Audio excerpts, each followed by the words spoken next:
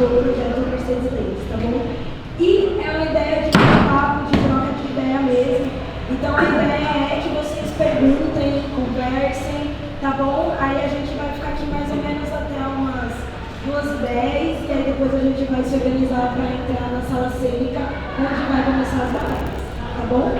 Com vocês, Girl Kids.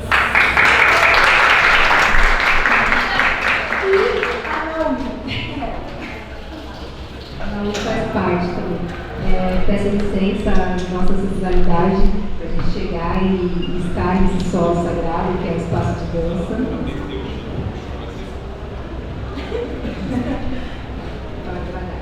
E agradecer também ao programa Vai pela oportunidade de partilha, da gente trocar essa experiência e também fazer parte, né, dessa história. Eu ia ficar falando junto, também que ela quer conversar. E por ter dado essa oportunidade para a gente, né, de mostrar esse trabalho que a gente está bem realizando ao longo de anos de pesquisa, né? Então, quando a gente está falando aqui de corpo, de corporeidade, mas o corpo fala, né, e a mente ela tem muito a dizer, né? Então a gente, nos últimos anos a gente tem falado sobre, dentro da pandemia, né, a questão da saúde da população negra, a saúde mental da população negra. Então ter espaços de acolhimentos dentro de um evento é super importante, né? Como o espaço Kids, como esse espaço de conversa, essa gira que é uma roda. Então a gente precisa falar para falar quem somos, de onde nós somos, de onde nós viemos, mas também para trocar, né? Que a vida é feita de troca, de partilha. E quando a gente pensa em hip hop, a gente pensa dentro de uma comunidade global, que é o hip hop, mas a gente pensa dentro desse universo que é ancestral, que faz com que a gente haja como sankofa, né? No sentido da gente olhar para o retrovisor do carro, você está na visão, você olha para o retrovisor, você vê um monte de carro, um monte de cena acontecendo ali no trânsito. Esse efeito que o hip hop traz, ele faz a gente olhar para o passado, ver as histórias que nos conectam e para a gente poder transcender, né? O que é transcender, né? Quando o Rubens fala dessa transgressão, dessa transcendência, a gente sair da nossa zona de conforto e conseguir finalmente olhar para o espelho. A gente está num espaço de dança que tem espelho para tudo quanto é lado, aqui atrás tem um espelho, né?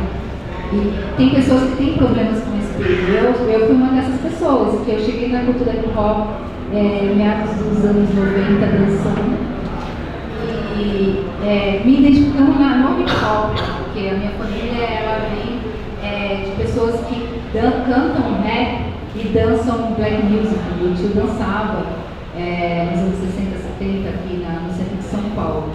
Então, mas se identificar mesmo com o elemento nesse período de meados dos anos 90, e eu venho de uma região que hoje é o distrito do Jardim São Luís. Antigamente era do Capão Redondo ou Santa Amaro, né? E era um espaço muito hostil, muito mais violento, eu digo, porque a gente atravessava as becas e vielas para ir para a escola ou para brincar, a gente via corpos no chão. Isso era traumatizante mesmo, assim, a gente pisar e ter que ver poça de sangue, aquilo era muito, né?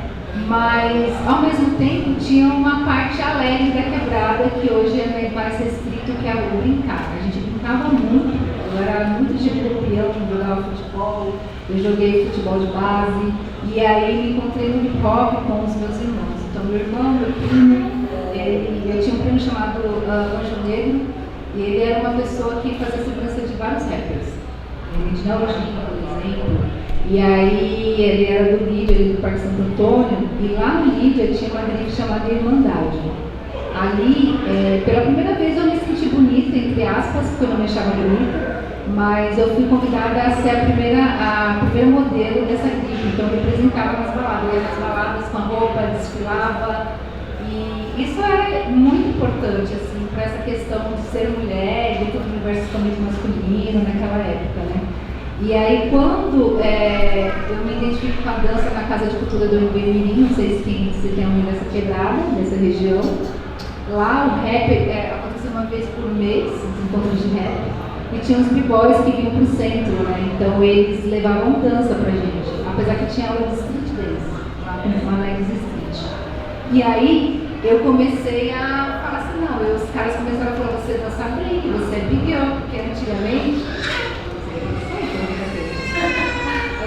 as pessoas ficavam, elas batizavam a gente, né? Então não é que nem hoje eu me autodomino tal dança, ou big girl, ou big boy e tal. Então os caras chegaram e falaram, você é uma big girl, então você dança break, mano, vai, treine e tal. Isso foi me incentivando, né? Naquela época era assim, era uma mina, ainda né? O break ainda é mais restrito, a gente vê poucas mulheres. Era uma cria, e uma mina. E olha lá. E ela era tipo e ela era a namorada de alguém, né? Então era sempre assim. Mas o que me manteve no break mesmo foi essa coisa de morar em favela, morar em barraco de madeira, não ter o que fazer, não tinha nem televisão na minha casa e eu ia pra rua. E na casa de cultura era um lugar que me prendia ali. Então eu treinava, eu comecei a treinar, sei lá, 8 horas por dia e tal. Como eu trabalhei muito cedo, aos 13, eu trabalhei num aniversário e eu estudava, estava na 7ª série. Só que eu gostava muito de ler, eu tinha curiosidade. E eu roubei um livro na escola, eu estava dentro de uma classe problema. E aí eu não sabia o que fazer com o livro, porque era um livro de Dom Casmurro, Machado de Assis. Eu roubei pela capa, na verdade, achei a capa interessante, roubei esse livro. Só que aí eu peguei e falei, agora, né? Não estou entendendo nada. Aí tinha um inspetor que desenhava, ele fazia uns desenhos realistas assim e tal. E ele era mais engajado no recreio, que era na minha época recreio, né? Não era intervalo. Aí eu fui e falei, Marcão, tô com problema, tal, ele, mano, de novo, aquela coisa tal, de um inspetor, né? Eu falei, é que eu tava lendo um livro e mas ele vai ser assim como? Eu falei, eu peguei emprestado, né? Sem pegar emprestado, eu vou ler um livro na biblioteca, que na verdade eles jogaram a gente na biblioteca pra gente arrumar a minha sala. Porque eles tinham mudado a biblioteca de lugar e a gente já estava 6 meses lá. E no dia que eles não fizeram a revista, foi o dia que eu consegui levar esse livro. Eles faziam revista pra gente não levar nada. E aí ele falou, peraí, eu falei, vocês suspeitam da escola. Só que aí eu acabei sendo. Ele me apresentou para o livro de literatura brasileira. E aí pediu para eu ler os capítulos sobre realismo e romantismo e depois trocar ideia com ele. Foi assim que surgiu o meu interesse pela leitura. Por que eu estou falando isso, né? Porque aí vem o rap. Meus amigos, eles eles escreviam as letras de rap nos toca-discos, fita cassete de antigamente, que a gente chama de boombox hoje, né? Tinha aqueles 2 toca-fitas, eles ficavam picotando, o pai montava as letras, né, com dificuldade de escrever, então não se escrevia em caderno assim. Aí eu falava, poxa, na escola poderia ter rap, poderia ter hip hop, ia ser da hora. Eu pensava isso na adolescência. Mas eu nem sabia que também tinha um projeto chamado Repensando a Educação, nos anos 90. E eu pulava os muros das escolas municipais, entre a Zona Leste e Sul. Tinha os Aldarena Sul, os Aldarena Leste, ó, que eu já até manjo das escolas.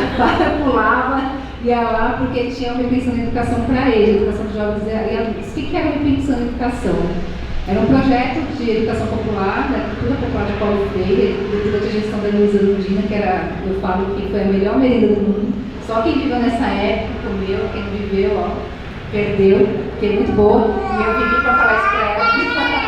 E aí a gente ia pular os muros, né? Então eles ensinavam ou trabalhavam com as letras de música dos Racionais e DMN durante a semana com os estudantes e depois levava os rappers para trocar uma ideia. Chegou lá e estava lá, uma das professoras, né? E ela estava dentro desse projeto, por exemplo, né? Para a gente falar de mulher também, que estava dentro desse lugar. A lei de rap, por exemplo. E aí, mas pra gente era o quê? Tô pulando o muro da escola, na época era colocar uma calça jeans e uma camiseta branca.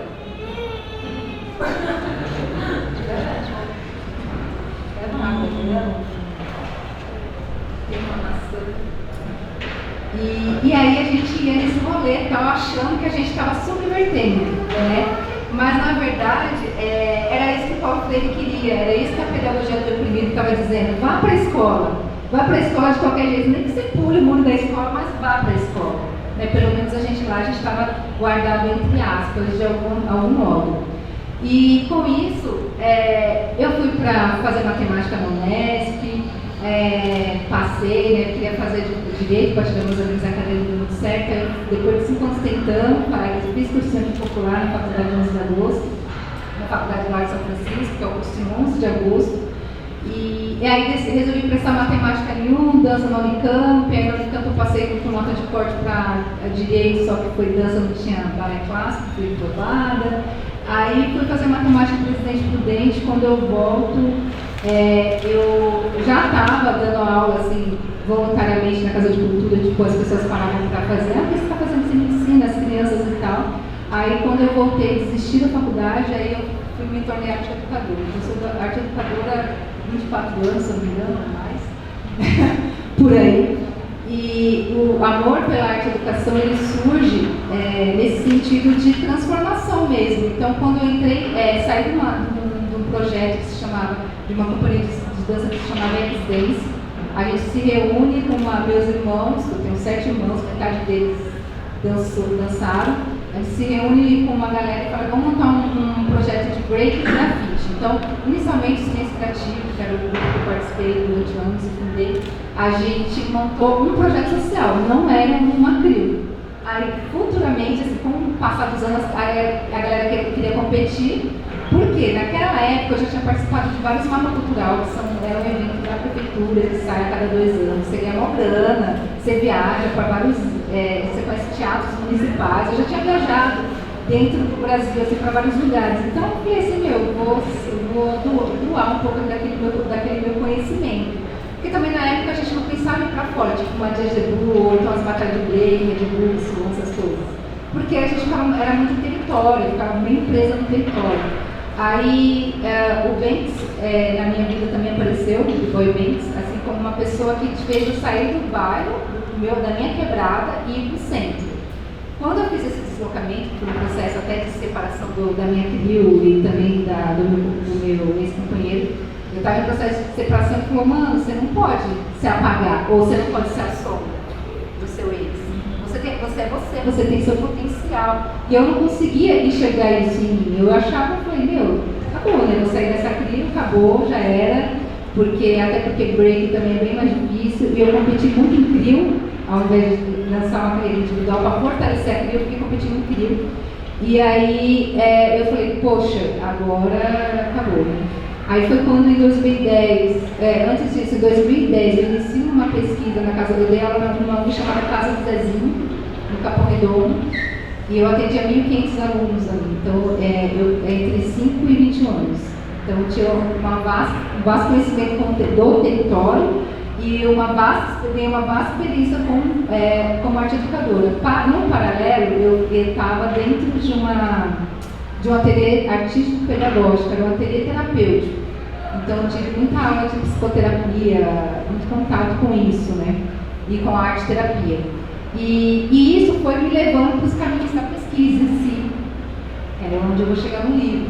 Em 2010 eu inicio, colaboro como colaboradora dessa pesquisa, que é uma pesquisa que se chama hoje Afroperspectiva, mas na época eles estudavam, só tinha pesquisadores que estudavam sobre cultura juvenis, mas eles não eram das culturas, não tinha ninguém assim, do hip hop ou da capoeira, por exemplo.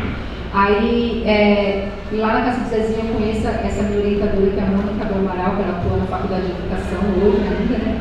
E aí é quando a gente tem contato com as pesquisas acadêmicas. Eu já tinha lido alguns artigos, mas eu achava, sempre tem alguma coisa errada. Eu até brincava com o meu ego. Eu falei, eu vou entrar nessa pesquisa para corrigir o que tem de errado.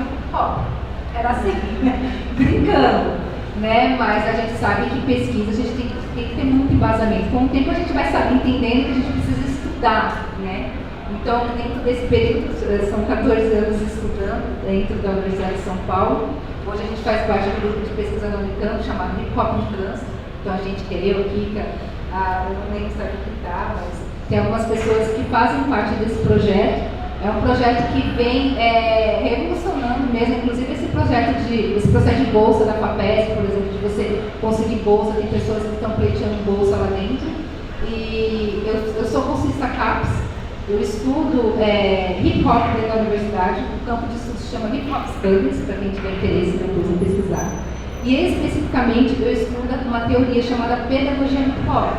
A pedagogia hip hop não é uma teoria que eu criei, ela está dentro do campo do Hip Hop Studies. E ela existe desde a década de 80. Na verdade, eu vou ainda mais longe, eu sugiro que a pedagogia hip hop ela surge justamente no Tratado de Paz. Vocês conhecem o Tratado de Paz que ocorreu nos Estados Unidos? Alguém já ouviu falar? Pode falar? Assim, um pouco que eu sei, assistindo até o filme Kings, eu esqueci o nome do filme, mas é uma coisa Kings.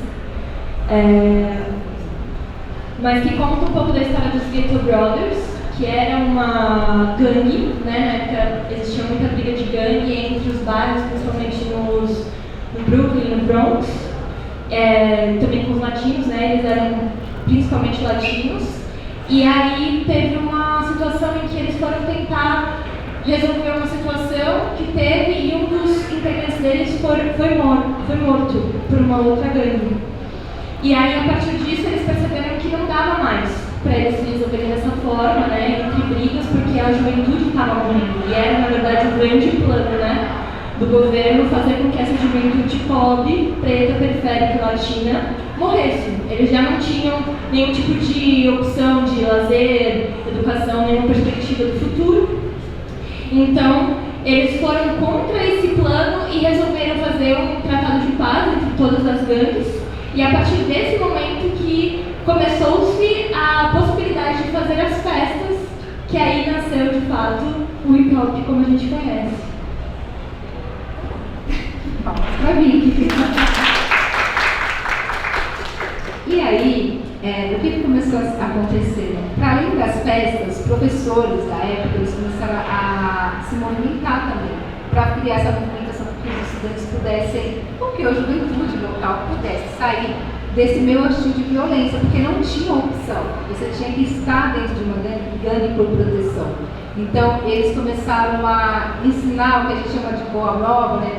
Transmitir a boa nova, que seria se levar palestras sobre economia, matemática, história, geografia, junto com os elementos artísticos do hip hop, que ainda não era conhecido, não tinha nome, digamos assim, entre aspas, não era hip hop, não era break ou, vamos supor, DJ, grafite, MC, que são os elementos básicos que a gente conhece. Ainda não tinha esse nome. Mas o que fica da história a pedagogia hip hop, ela o território, né? A educação do hip hop, o hip hop ele já nasce dentro desse meio educativo. Por quê? Porque a gente tinha, antes disso também, o movimento Pantera Negras. O movimento das Panteras Negras, ele também foi fundamental para ajudar a gente a conhecer o território, a se conhecer, né? Saber quem nós somos, nós somos negros, estamos aqui, ok. Eles sabiam latinos, eles sabiam se identificar como pessoas negras. Tinha essa questão da luta, os jovens eles estavam engajados, mas eles não conseguiam, por exemplo, as meninas elas não conseguiam se engajar dentro do feminismo negro, interseccional, por exemplo, porque tinha questões dentro do território que iam muito além. Então, essas palestras foram ajudando os jovens a se reorganizarem, até a gente conhecer o que é hip hop. A festa da Cindy Campbell também foi um ponto marco, porque ali eles entenderam o que é, por exemplo, empreendedorismo do hip hop, moda hip hop, fotografia, por exemplo, tem a Cris, estão ali. Então, tudo isso era hip hop, né? Então, todo mundo fazia parte. Aqui, a gente ainda tem um problema de separar muitas coisas, falar isso não é hip hop, isso porque é fotógrafo, ela não é hip hop, ela é hip hopper. Ela é hip hop porque ela está fazendo registro sobre hip hop. Ela está contando a nossa história através do olhar dela. Então, assim, é o produtor que não é nenhum dos elementos, às vezes ele é ajudado, mas ele tem uma vasta experiência de anos trabalhando com isso. Então, a gente tem que analisar as situações antes da gente julgar as pessoas. Então, assim, a pedagogia hip hop é o modo de vida da gente ser, da gente vir a ser. O hip hop ajuda a gente vir a ser. Sabe, quando a gente tem o conhecimento de si mesmo, é esse processo. Só que às vezes a gente precisa fazer terapia, mas a gente é pobre, favelado, a gente demora. Eu fui fazer terapia na vida adulta, entendeu? E a gente vai pensar na nossa saúde mental se a gente tem uma pane só. ou se realmente a gente surta e aí põe a gente não tem nada no lugar, né? Mas assim, a gente não consegue fazer essas elaborações. Na vida a gente precisa elaborar e reelaborar para a gente existir. A gente não sabe. O hip hop, ele ajuda a gente a fazer isso o tempo todo a renovação. Eu estou no hip hop desde criança, eu sou adulta, né? Quase na minha idade já. E aí, eu consigo enxergar o tanto que o hip hop transformou a minha vida em momentos diferentes da minha vida, em situações diferentes. Por exemplo, para estar fazendo matemática, eu pegava cálculos, eu dei aula de matemática para as crianças de primeira a quarta série nesse ateliê terapêutico, além da dança. Eu olhava para a realidade sem conhecer Paulo Freire. Eu olhava para a realidade deles, eu sabia o nome da tiazinha que tinha o geladinho, do tiozinho que vendia os doces, e aí a gente criava situações de problemas em cima da árvore, por exemplo, que tinha várias árvores, um lugar como esse, assim, tinha várias árvores. Então, assim, isso é hip hop. É a gente trazer a nossa trajetória de vida, né? E aqui eu faço uma homenagem ao professor Roberto da Silva, que faleceu, que trabalhou muito com a pedagogia social e que diz muito sobre hip hop também, que é sobre a nossa trajetória de vida. O quão é importante, por isso eu estou contando um pouco da minha história para vocês, a gente trazer a nossa história para depois a gente dançar, para depois a gente trazer as teorias, para depois a gente grafitar, fotografar, fazer qualquer outra coisa. Primeiro, quem é você? O que você está fazendo aqui? Por que você está aqui? Isso é importante, porque a gente aprende sempre aprendeu na vida que a gente não é nada, a gente é invisível o tempo todo. E ser mulher também no hip hop é um caminho de visibilidade. E aí, para a gente entrar dentro dessa história do livro, né, de como surgiu. Estava na casa do Zezinho, voltando lá no tempo, e foi onde tudo começou. Só que aí, eu demorei 4 anos numa fila para tentar, no mês de 2010 e 2014, estavam pensando nisso academicamente. A gente tem um material que é da Helene Nunes, da Faculdade de Educação, que ela fez um trabalho em São Bernardo do Campo, e essa é a referência que a gente tem de primeira mão dos anos 90 do Hip Hop Studies. Então, a gente começou também junto com os Estados Unidos dentro desse processo. O que acontece é que a gente não tinha e não tem ainda formatado todas as pesquisas, né?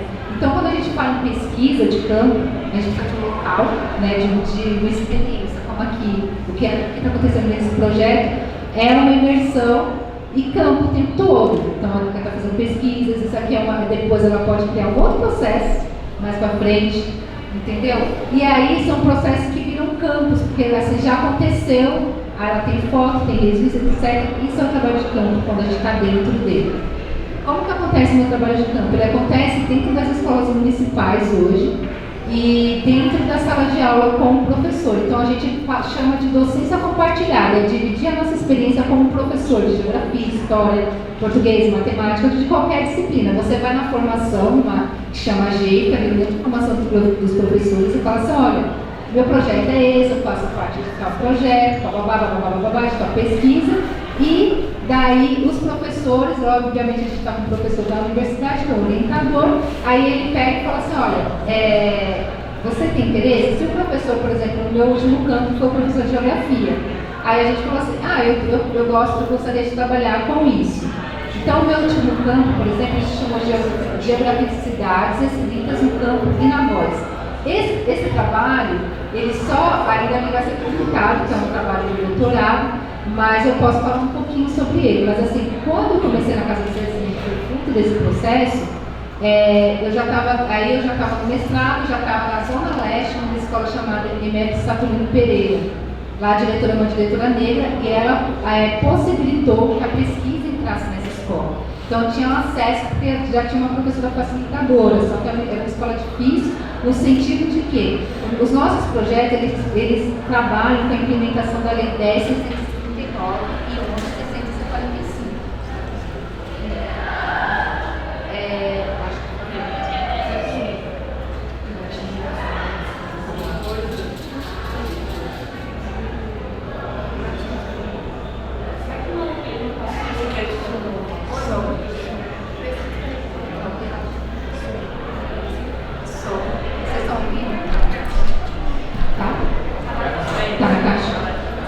Porque tá gravando, senão não sai. E, então, quando a gente passou por esse processo lá na Saturnino, embora a gente tenha tido o aval da diretoria, ainda tinha muita dificuldade com a implementação da lei. E a lei vai fazer 21 anos agora, né? A lei 10.639, por exemplo. E é uma vergonha, porque em nosso país a gente tem uma lei que não prescreve. Então, tipo assim, o professor não está trabalhando, você é um professor de matemática lá na escola, não está trabalhando, você não está trabalhando com a lei, ok, para você não vai ser punido por isso.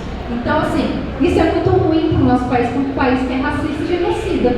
Então, assim, é a mesma coisa que a gente, sabe, fica num discurso assim, que não anda, e trabalhar isso é como se a gente chegasse na escola e tivesse um ponto. Olha, a gente tem que trabalhar isso porque tem uma lei. Bom, então lá o processo rendeu, se chama Hip Hop na Gola, letramento dos rítmicos e sonoros. Por quê? Eu trabalhei com a revolução, com a revolta dos malês. Aí eu sou uma dançarina de break, trabalhando com a revolta dos malês, que é de história, junto com uma professora de língua portuguesa e uma musicista que trompista. Então era uma confusão, mas essa interseccionalidade ela tem que existir. Essa intersecção, esse cruzamento de informações dentro da escola tem que existir. A cultura ela tem que estar dentro da escola, não tem que estar fora só em datas especiais comemorativas, né? Ela tem que estar todo ano inserida no currículo. Mas ainda assim tem essa dificuldade. Na época que eu estava no mestrado, eu resolvi falar da Casa do Zezinho. Por quê? Foi um momento de transição do grupo de pesquisa, que a gente já comentou. E aí, o grupo de pesquisa, ele estava na escola, ele sai da escola, ele retorna, porque eu insisti muito para a minha orientadora voltar, porque esse projeto precisa estar na escola. E aí a gente volta para a escola. Então, assim, a Casa do Zezinho foi para mostrar, esse trabalho foi para mostrar, assim, que uma experiência compartilhada dá certo. Eu estava com um professor que era de língua inglesa, ele usou uma experiência chamada Ringshout, não sei se já ouviram falar. Já ouviu? Em Ringshout, eu tive esse contato com umas freiras africanas do ateliê terapêutico onde eu dava aula. Elas foram lá nesse ateliê, porque o ambiente que eu estava dando aula era do Colégio Santa Mônica, né?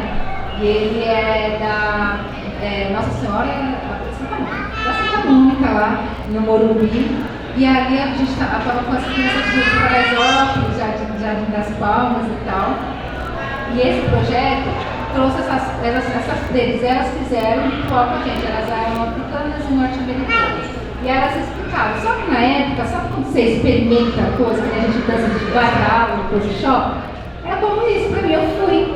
Aí anos depois eu tive esse insight quando esse cara chegou e falando disso. Aí eu olhei e falei, nossa, mas eu já vivi isso, eu tinha até a foto para mostrar. Eu falei, gente, que coisa incrível, o universo junta as coisas.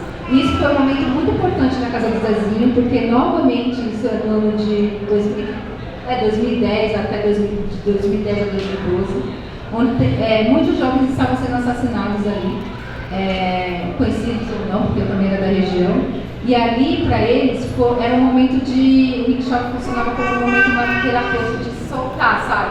Um grito libertador mesmo. Assim. Então, eles gritavam o Lorde lá, mas era para se libertar mesmo. Então, é um ritual, é complexo de explicar, porque você tem que experienciar. Como se for, uma espécie de ritual em que você clama pelos seus ancestrais para te protegerem, para te guiarem de algum jeito. Foi muito importante junto com a dança hip hop e com o hip hop em si, porque lá eu trabalhei com grafite, com rap, etc. E aí, como que surge essa ideia, né, da pedagogia hip hop? Ela surge a partir do momento que eu tenho contato com as teorias, né? Então, teve um colóquio internacional de cultura jovens no ano de 2012, que meu grupo de pesquisa organizou no Sesc Pinheiros e na USP.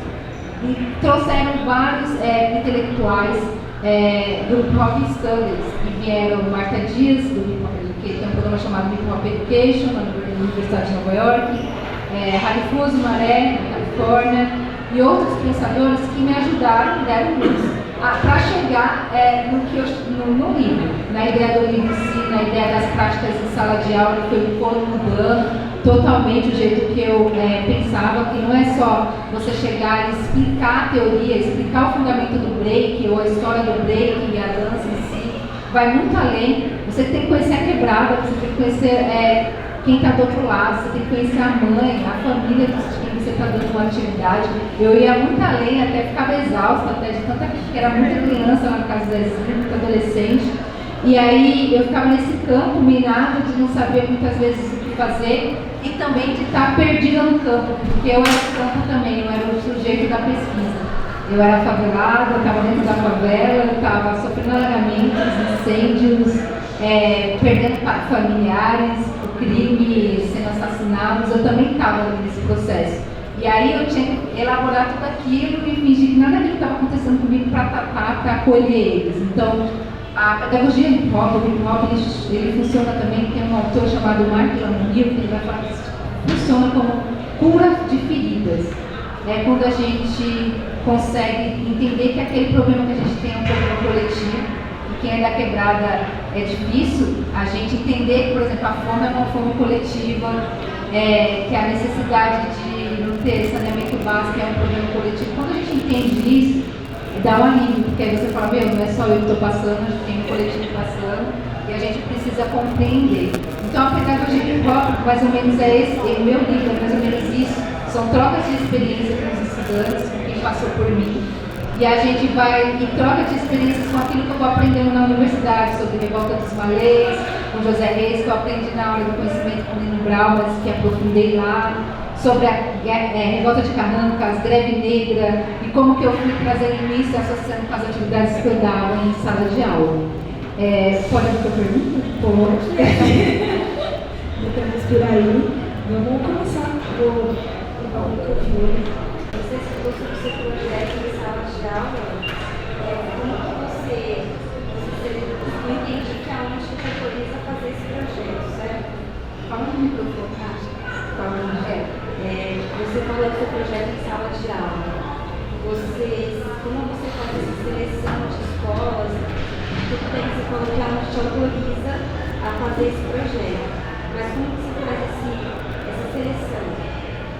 Tem as regiões, tem cidade, estadual, Por exemplo, o projeto do meu grupo de pesquisa Afroperspectivas, a gente geralmente faz um processo de seleção com diretoras que estão interessadas, mas que fazem parte de algum tipo de curso dentro da Faculdade de Educação.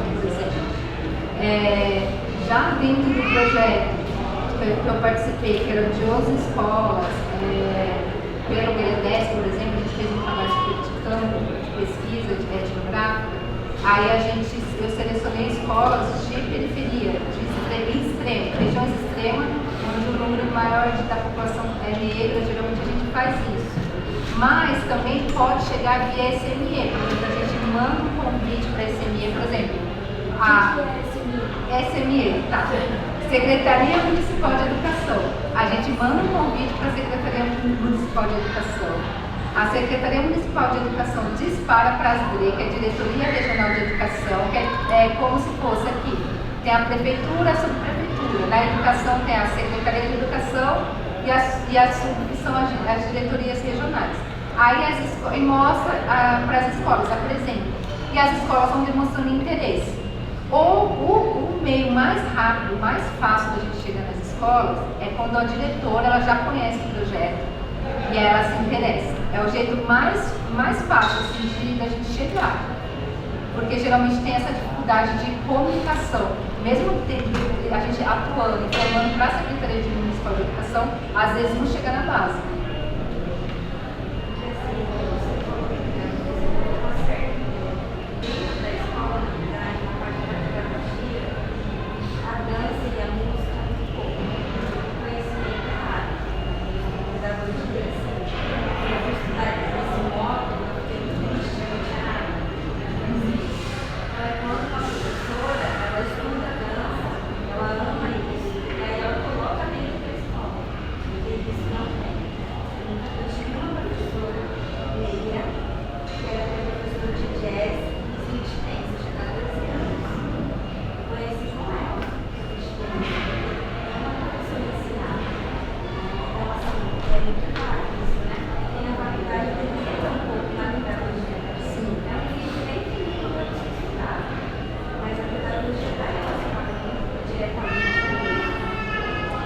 Então, na Faculdade de Educação, entrou um grupo de professores novos nos últimos concursos, professores novos negros, que eles estão tentando, né, trazer a cultura popular, a cultura negra, a arte negra para dentro da escola, para dentro da faculdade de educação, mas isso ainda é muito pequeno e é recente.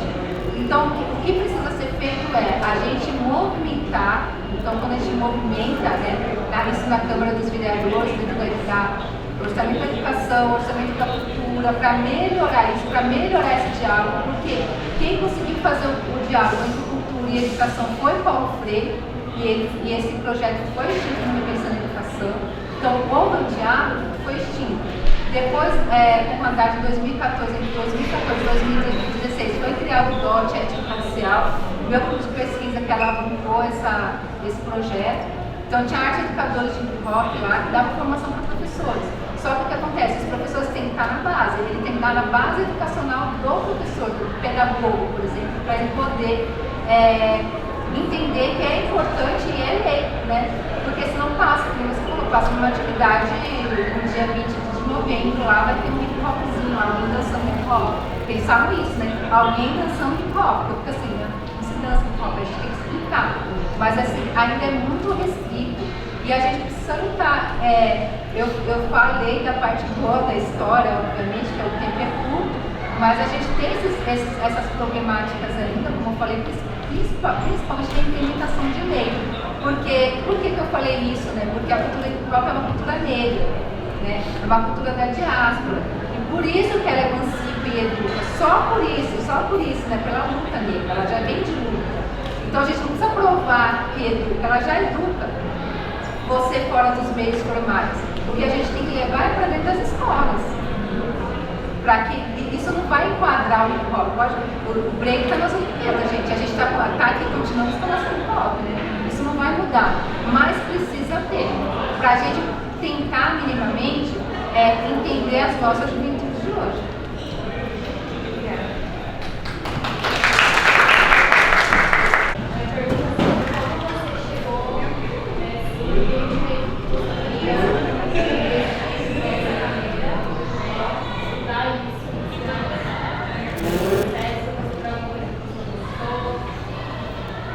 Passei fome na universidade, de novo, né? Passei fome na minha família.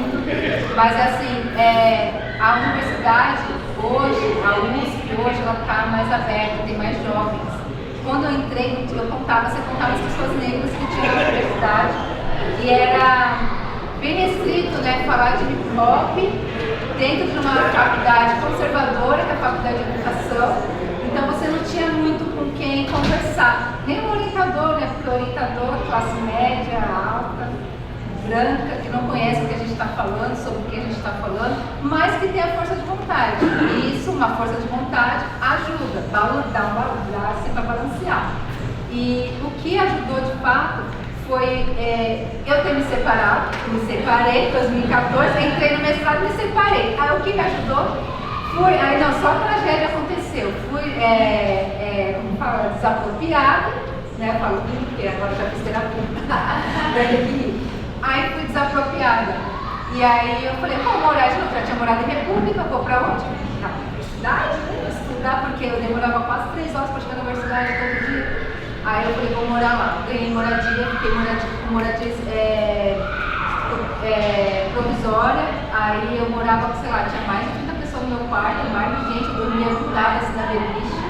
Aí fiquei até sair minha moradia, quando saiu no ano seguinte, aí eu tinha um quarto e isso ajudou eu ficar lendo. Eu lia muito livro, comecei a ler, sei lá, mais de 50 páginas por dia de livros, assim.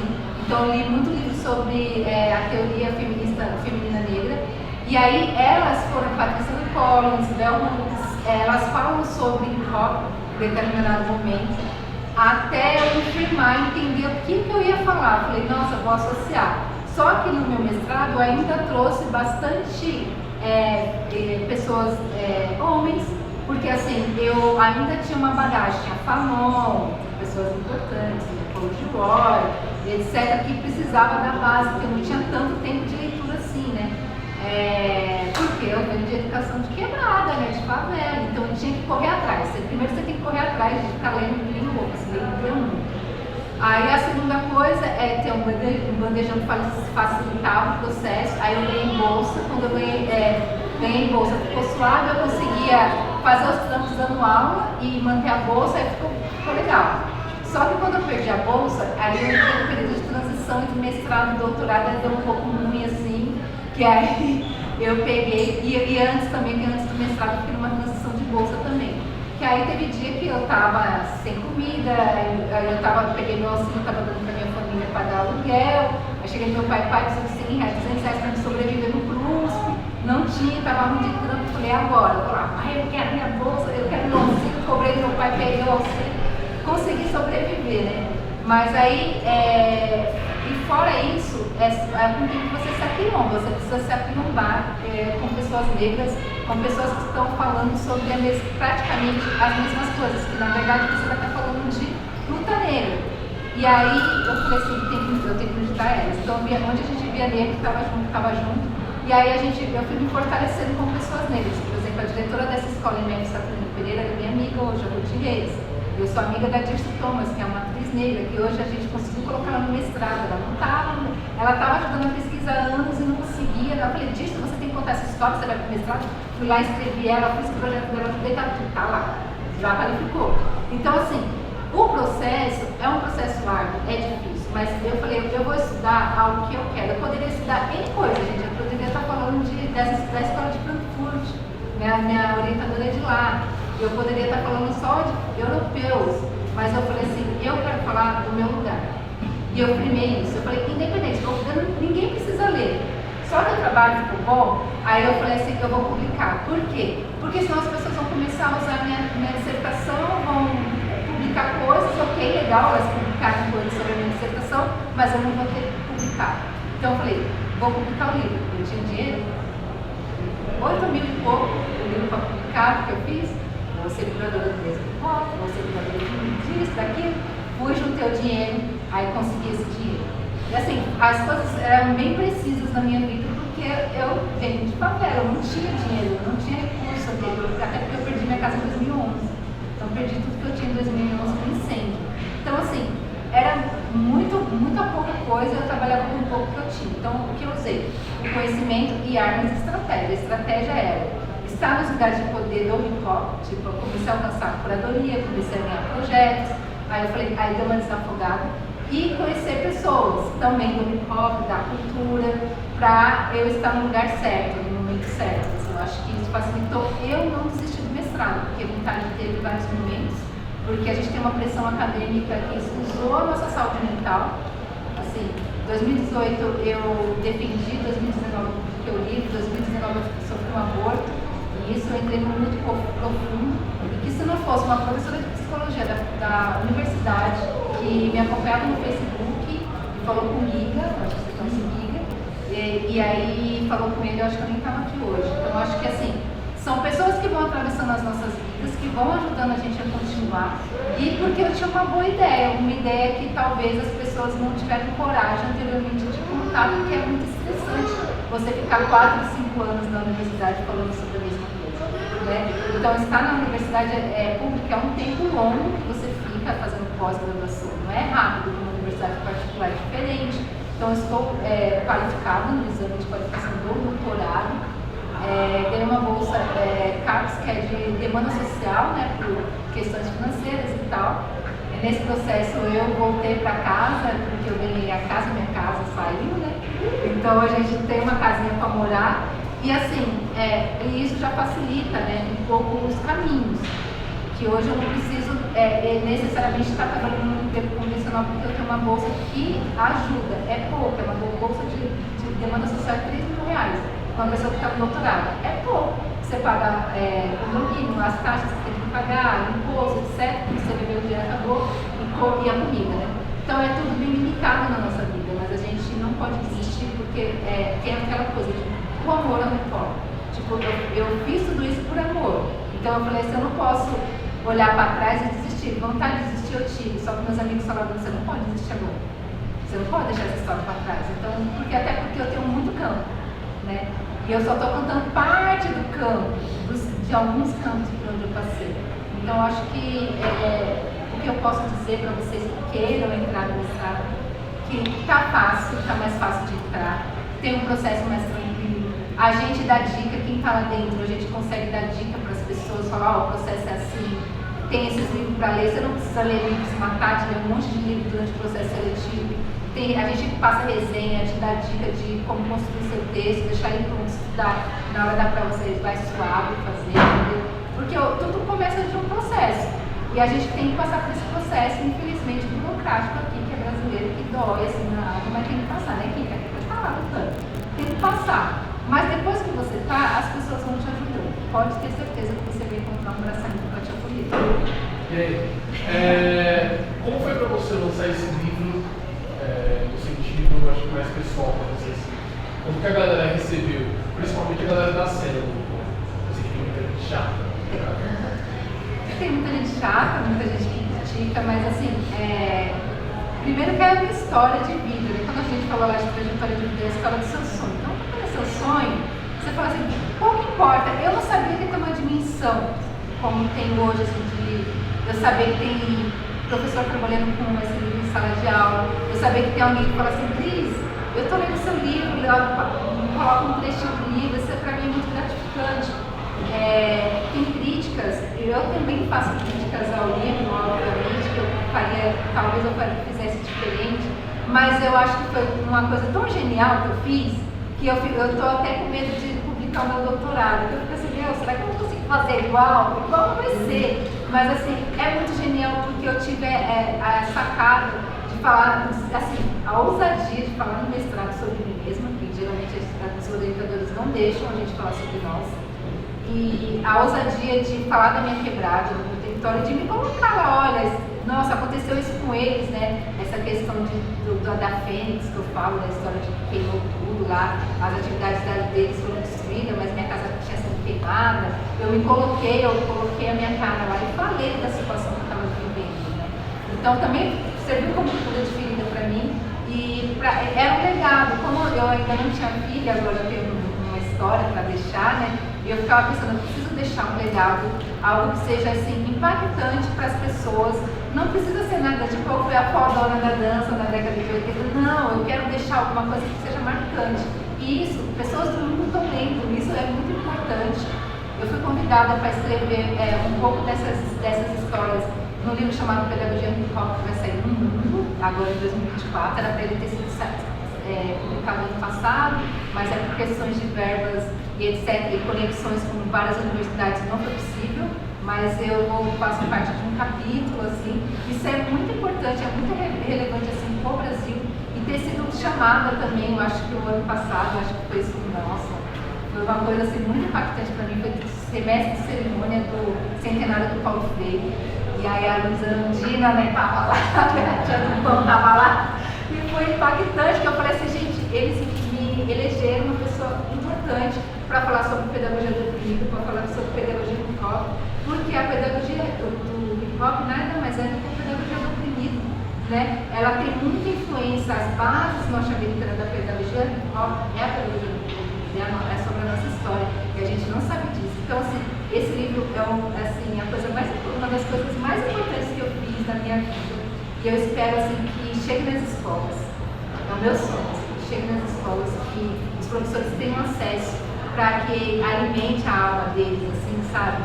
E que eles se inspirem em criar atividades que façam sentido para a molecada, sabe? Porque às vezes é uma coisa assim, eu fiz, durante agora o meu trabalho de doutorado, eu fiz um caderno que chamava na edição, a gente geralmente edição de casa. Aí a Luz do time, que é um grafiteiro que a gente estava junto comigo, a gente falou, podia ser um negócio prazeroso, tá? Prazeres de casa, chama prazeres de casa, tipo, tem quiz de pergunta e resposta, tem mapa, porque era geografia, mas não tinha só geografia, a gente trabalhou com letra, por exemplo, do Negro Drama, dos Nacionais, bem no momento em que eles foram pro Rock in Rio, então tem muita coisa assim que mexe com a realidade, que está na realidade, o raciocínio do Mano Brown está lá na Godoy, a escola era na Godoy, aí a molecada via Racionais, falava de Racionais na escola, então é tudo muito imerso, né? Então é tudo muito humano, acho que isso é a pedagogia do rock, eu acho que isso é a coisa que eu acho mais incrível do livro, assim, é que é bem humano, assim.